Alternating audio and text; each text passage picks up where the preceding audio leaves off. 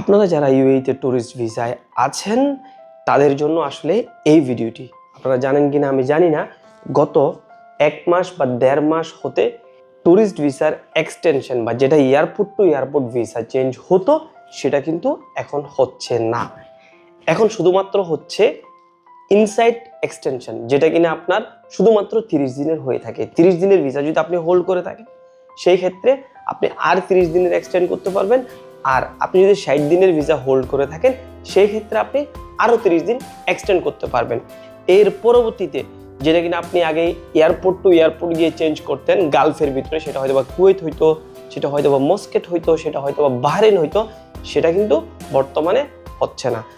আপনাদেরকে বলতেছি, যাদের ট্যুরিস্ট ভিসা এক্সপায়ার হয়ে যাচ্ছে তারা এক্সপায়ার হওয়ার আগে আপনারা দেশ ত্যাগ করুন। আর না হয় আপনার ভিসা যেদিন শেষ হবে বা এক্সপায়ার হবে সেম ডে রাত 12টার পরে আপনি কিন্তু অ্যাবসকন্ড হয়ে যাবেন। আর অ্যাবসকন্ড করলে আপনার কিন্তু একটা ফি দিতে হবে, আপনি কিন্তু ব্লক হয়ে যাবেন। ফিটা অ্যাপ্রক্সিমেটলি 3 থেকে 4 হাজার দিরহামের ভিতর হয়ে থাকবে। ধন্যবাদ।